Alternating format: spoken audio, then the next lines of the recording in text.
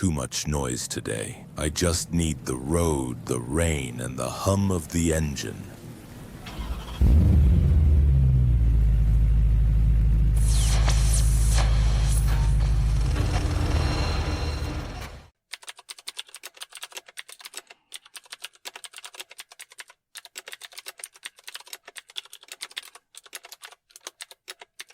Have you ever felt like there's a part of you don't really understand?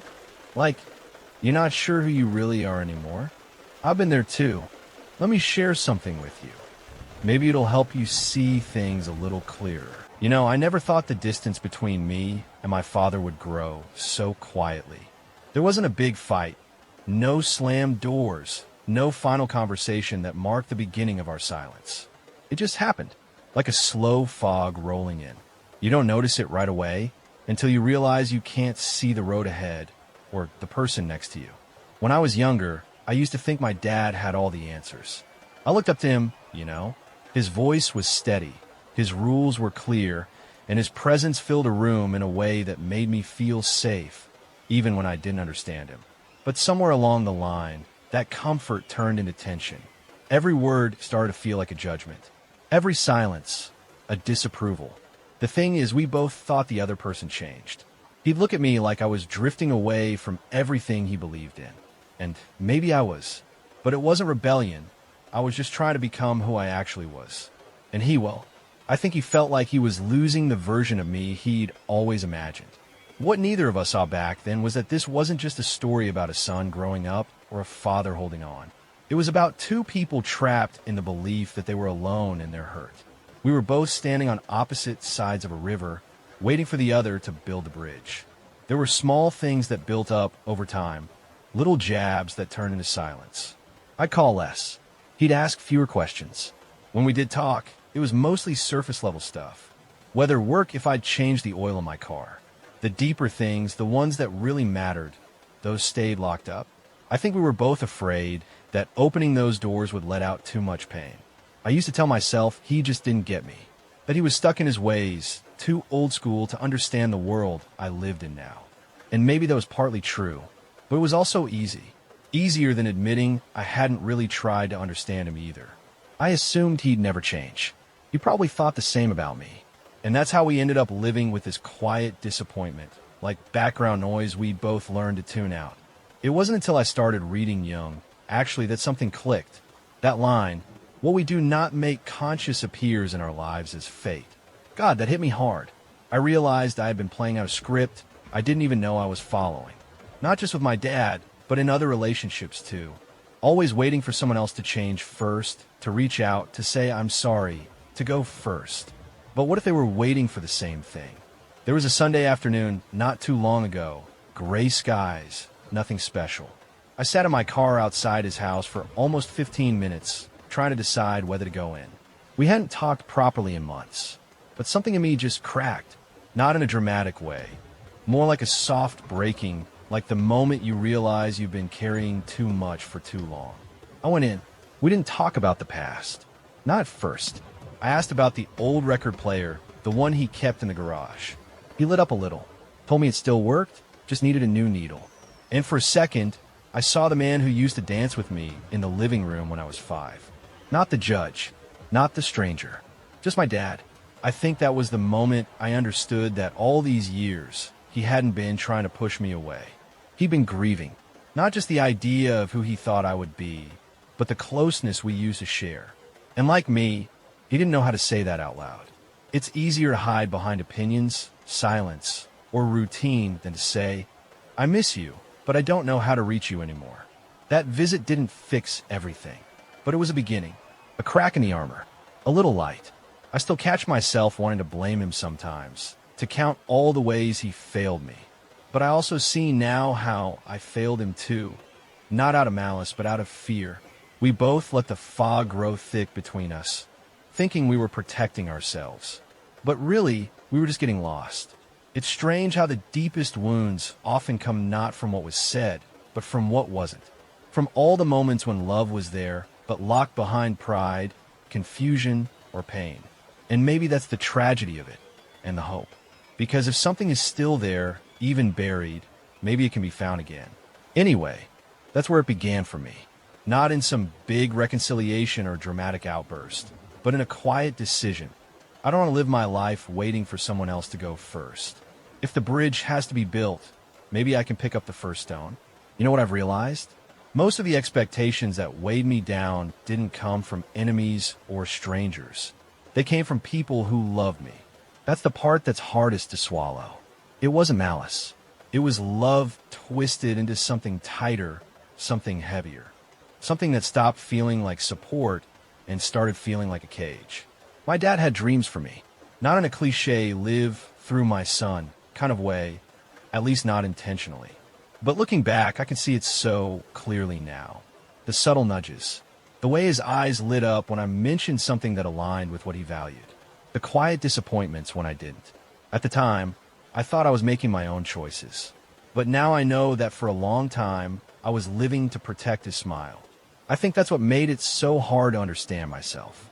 Because I wasn't just trying to be a good son, I was trying to be the right kind of son. The one he could be proud of at family gatherings. The one whose choices he could nod along with. And when I started wanting things that didn't fit into that mold, guilt came crashing in. Not loud, not dramatic, just this quiet voice whispering, if you really loved him, you wouldn't disappoint him like this. That's when I started to split in two. There was the version of me I showed him, polite, agreeable, filtered. And then there was the version of me I was still trying to figure out, the one I kept hidden, even from myself. It's funny, isn't it?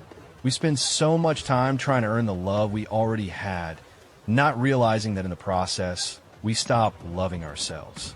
And it's not just him. I've seen it in friends too. People who became lawyers or nurses or teachers.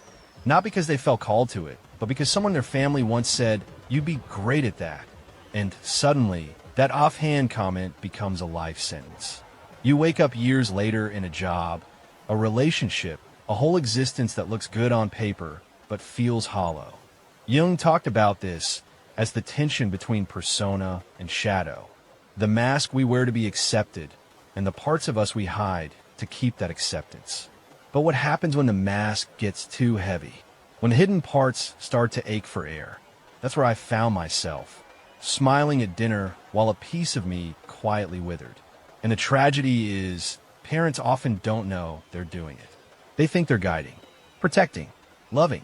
My dad wasn't trying to hurt me.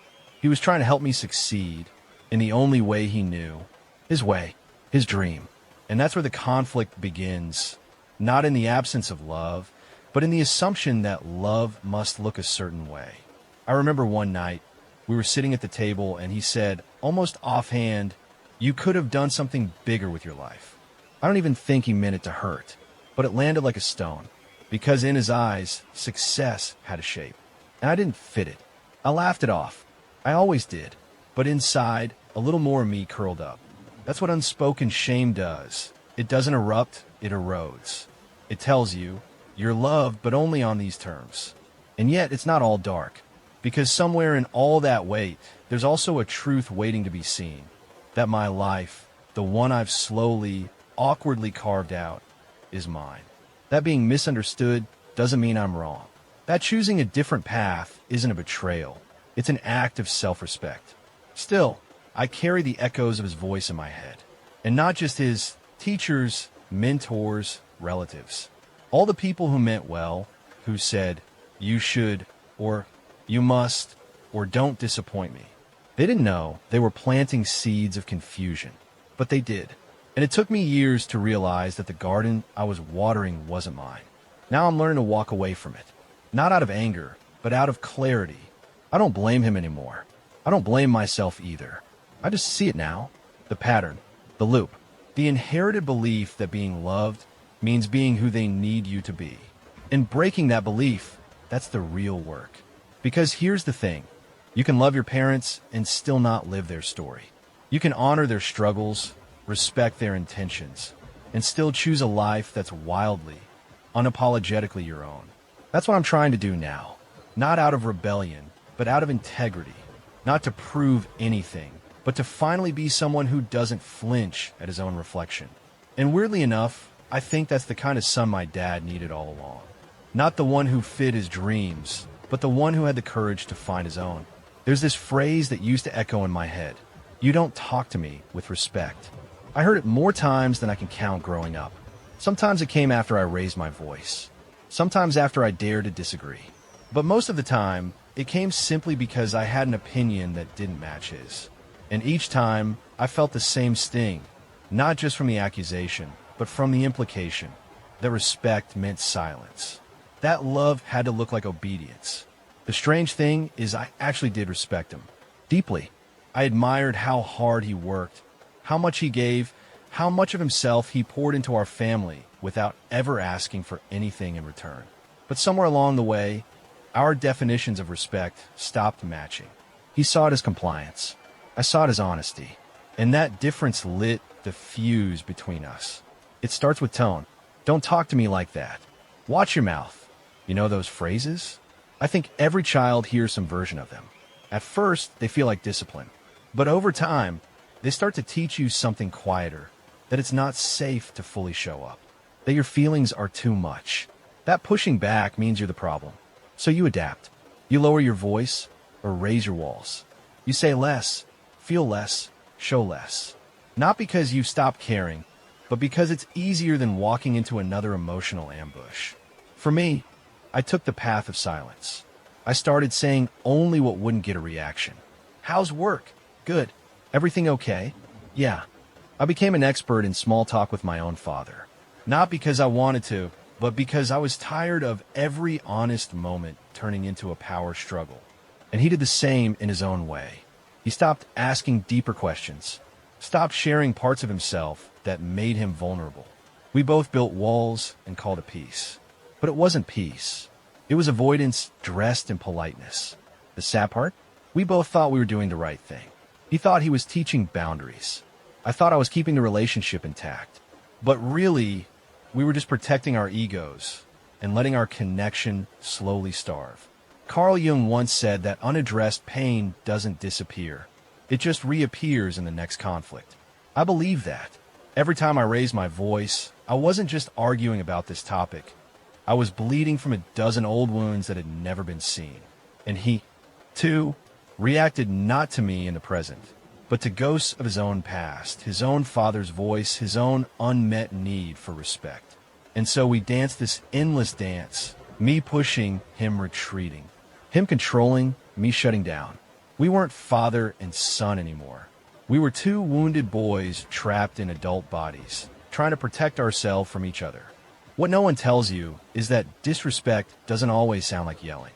Sometimes it sounds like coldness, like not picking up the phone, like saying fine when you mean I'm exhausted. Sometimes the most painful forms of disconnection aren't loud, they're quiet. But there's something else no one tells you, that the cycle can stop. That mutual respect isn't something you demand, it's something you offer. That healing doesn't come from being right, but from being willing. The first time I told him, calmly, "I hear you, but I see things differently," I expected another explosion. I braced for it, but it didn't come. He paused, and for a split second, I saw something soften in his eyes. Not agreement, but maybe curiosity? It wasn't a miracle. It didn't fix years of damage, but it was different. And sometimes, different is enough to begin. I've learned since then that respect is a two-way street, and no one arrives there by force. It starts with humility, the willingness to look at your own part in the breakdown. And it deepens with patience, the kind that keeps showing up even when the other person can't meet you yet. Sometimes, offering respect first isn't weakness. It's strength. It says, I don't need to win this. I just want to see you and be seen. That's what I want now. Not control, not apology, just presence. Just to talk like two humans again, without the armor, without the noise. Because under all the resentment and distance, there's still a thread between us. Frayed, yes, but not broken. And maybe that's all any of us are trying to do in the end. Follow that thread back to each other, one honest word at a time. There's something no one prepares you for when you grow up. The moment when love starts to feel like a debt. I used to carry this invisible weight on my shoulders. This sense that I owed my parents something I could never fully repay. Not because they said it outright, at least not at first, but because it was always there lingering behind their words, especially his. After everything I've done for you.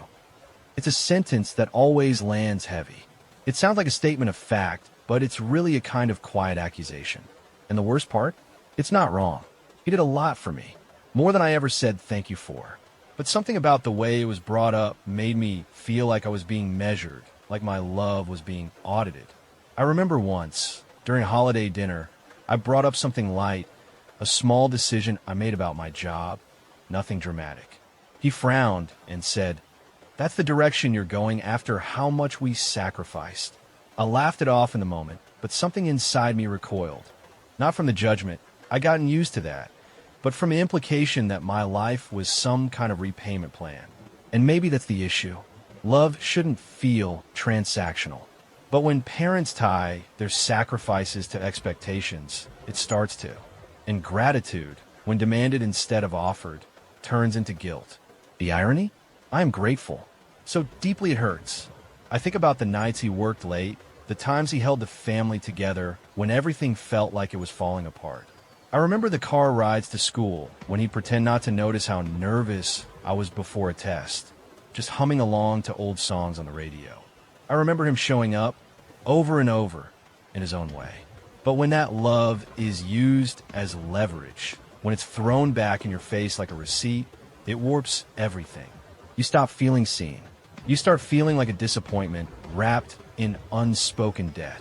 It took me a long time to understand that my guilt wasn't really mine. It was inherited, conditioned. I grew up believing that the best way to show love was through obedience and sacrifice. So I tried. I tried so hard to be the good son, the kind who doesn't make waves, the kind who nods and agrees and never lets his parents feel unappreciated. But inside, I was crumbling. Because love that comes with strings doesn't nourish you. It chokes you. Carl Jung once said that what remains unconscious becomes our fate. And I think about how many people are walking around with the unconscious belief that their worth is tied to how grateful they appear, how much they give back, how little they ask for, how much they suppress. That's not love. That's performance. And it goes both ways. I've seen kids who never say thank you, who take their parents for granted. I've been that kid sometimes, wrapped up in my own life, too distracted to call, too proud to acknowledge everything they gave. And it's true. Some kinds of gratitude aren't instinctive. They take maturity, humility, and presence. But when both sides wait for acknowledgement, when parents wait to be thanked and children wait to be understood, all that's left is silence. What changed things for me wasn't some big conversation. It was a small one. I sent a message one evening, not on a birthday or holiday, just randomly, and said, "Hey, I was thinking about all the ways you showed up for me when I was a kid." I probably never said it, but thank you. He didn't reply for hours. And when he did, it was just, that means a lot. No follow-up. No emotional fluff. But I felt something shift, like a brick was removed from the wall. And I realized then, maybe all he ever wanted was to know he mattered. Not to be repaid. Not to be worshipped, just to be seen. We all want that, don't we? So now I try to practice gratitude without guilt. I say thank you when I mean it. I express appreciation not because it's owed, but because it feels right. And I remind myself that I don't have to carry the weight of someone else's unmet emotional needs. I can love my father deeply and still protect my own boundaries. I can acknowledge the past without living inside it. Gratitude should feel like a bridge, not a burden. Something that connects us, not something we throw at each other when we feel unappreciated. And if I ever become a parent, I hope I remember this, that the love I give should never come with an invoice. That the greatest gift isn't in being thanked. It's in seeing your child thrive in their own way, knowing you helped plant the roots that let them grow. That's the kind of legacy I want to leave. One that doesn't ask to be repaid, only remembered. I used to think freedom meant cutting ties. Like the only way I could really be myself was by getting as far away as possible. Not just physically, but emotionally too. From my parents, from their voices in my head, from the sense that everything I did was somehow being watched, measured, corrected. It wasn't rebellion. Not really. It was more like gasping for air after being underwater too long. I needed space. Not to reject them, but to remember who I was without them. But that's the thing about growing up. You don't just become your own person. You also have to find a way to redefine the people who raised you. And that's messy, because while I was trying to break free, I think they were still trying to hold on. There's this moment that sticks with me. I had just moved into my first apartment. I was so damn proud. It was small, barely furnished, but it was mine. I called my dad to tell him, and his first response wasn't "that's great" or "congrats." It was, "Did you sign a lease without talking to me first?" I know he didn't mean to ruin the moment, but that one question, it said everything. That he still saw me as a kid. That no matter how old I got, some part of him still needed to feel involved, in control, relevant. And honestly, I get it now. For him, giving advice wasn't about power. It was his way of showing love. His way of saying, "I'm still here. I still want to protect you."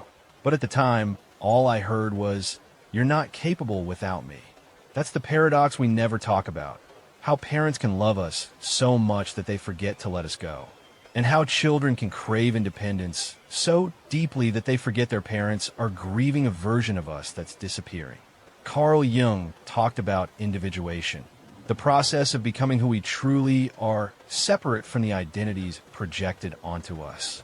And no stage of life demands that more fiercely than the one where you step out of your family's orbit and try to define yourself on your own terms. But that separation, it doesn't always come cleanly. Sometimes it comes with slammed doors, unanswered calls, arguments that spiral out of nowhere. Sometimes it looks like shutting down, pulling away, growing colder. Not because you stopped loving them, but because you don't know how to stay close without losing yourself. And then, one day, you realize how alone they must feel. How much it must hurt to watch the person you once bathed, fed, taught to walk, suddenly stop asking for your opinion. Suddenly not need you in the same way. I didn't see that before. I was too busy trying to breathe. But now I try to hold both truths. That I have the right to make my own decisions, even bad ones. That autonomy is sacred and hard-earned. And that he has the right to feel the ache of that shift, even if he doesn't always handle it with grace. It's a delicate balance. When he offers advice now, I don't bristle like I used to. I still decide for myself. But I've learned to hear the care beneath the control. I say, "Thanks, I'll think about that." And I mean it. Not because I need approval, but because I've stopped needing conflict to prove I'm free.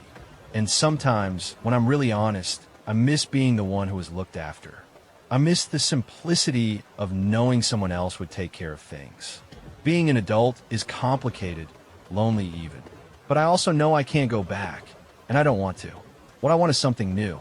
A relationship that evolves, where he can share his experience without trying to steer my life, where I can listen without feeling suffocated, where we can both be human, flawed, and still show up for each other.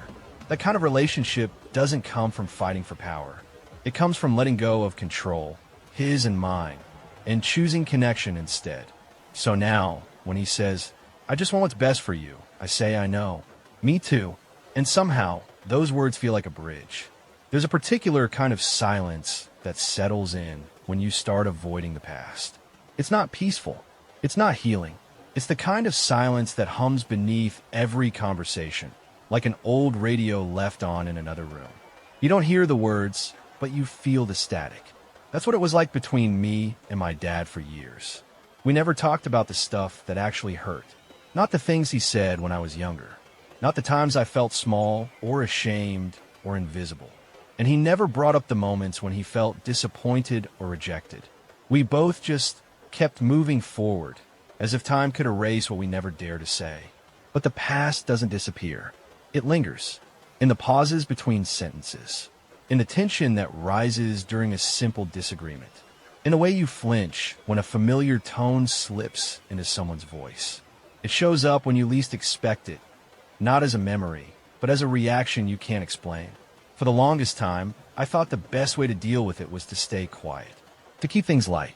I told myself, he doesn't remember that moment. It's not worth bringing up. Why stir the pot? I convinced myself that ignoring it was maturity. But really it was fear. Fear that if we opened that door, everything would come pouring out, and we wouldn't know how to clean it up. He did the same in his own way. He'd drop comments like, "You've always been stubborn, even as a kid, or you never listened back then either. Little digs, coated in nostalgia, that still stung. And I'd smile, nod, let them pass, even though they tightened something in my chest every single time. We were both keeping score, quietly, painfully, hoping the other would eventually acknowledge the wounds without either of us having to say, asterisk, I'm still bleeding. Carl Jung once said that we are not what happened to us. We are what we choose to become. But you can't choose anything clearly if the past is still clouding your vision. You can't build a healthy present on a foundation full of cracks. It wasn't until a conversation a few months ago that things shifted. We were talking about something small, something dumb, honestly, and out of nowhere he said, I don't know why you always take everything so personally. And I snapped, not loudly, just honestly.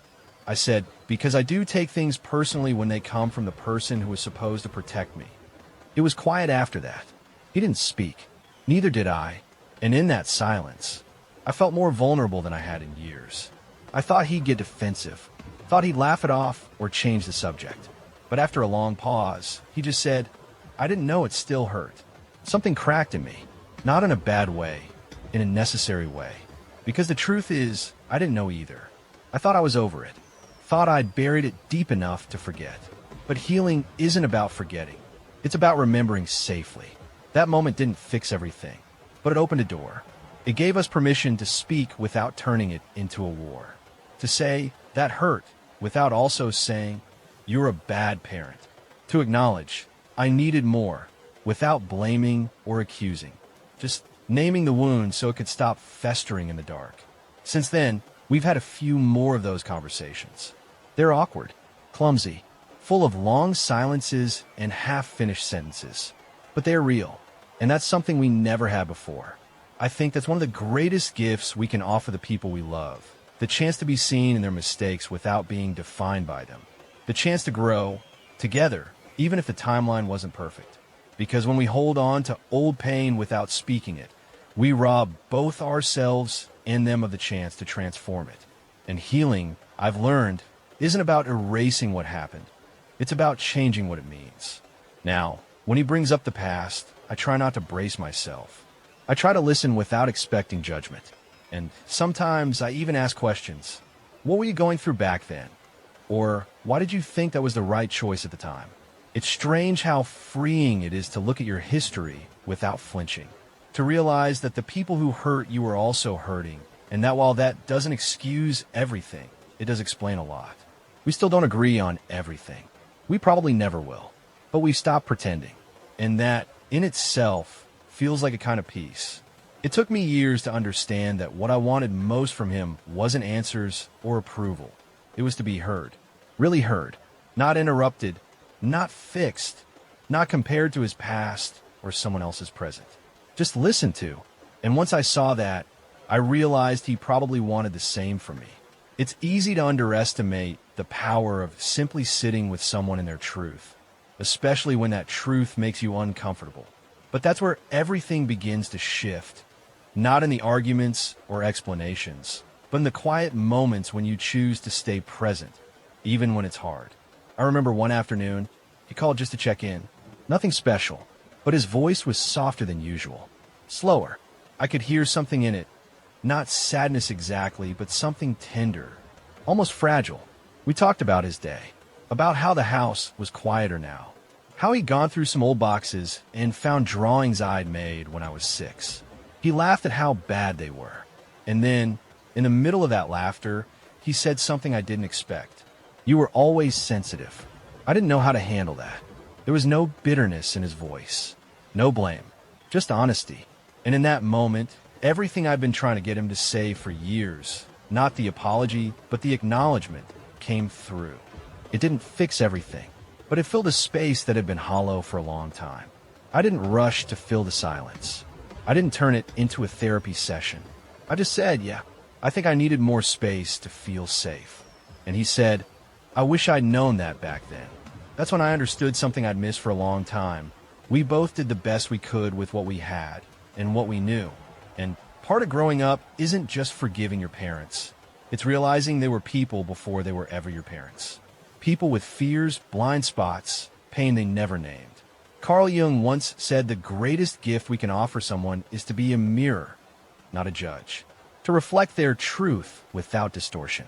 That's what I'm trying to do now, with him, with myself, to stop demanding perfection and start embracing presence. Because here's the thing, it's not too late. Not for most of us. The relationship we want might never look the way we imagine, but it can still be real, still be warm, still be healing. It doesn't have to be built on shared opinions or perfect memories. It can be built on something simpler, the willingness to show up as we are, without pretending or performing. We don't have deep talks every week now. Sometimes we still argue. Sometimes I still feel that old resistance rising up in me. But now I know how to breathe through it. I know how to listen without defending. And I know how to say what's real without making it a fight. And he listens too, not always perfectly, but more than before. And when he doesn't understand something, he says, "Explain it to me," instead of dismissing it.